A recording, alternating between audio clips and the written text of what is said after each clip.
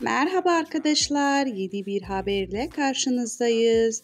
Elçin Sango'nun dansı gündem oldu. Çerkez kökenli olan oyuncu sahnede lezinka performansı sergiledi.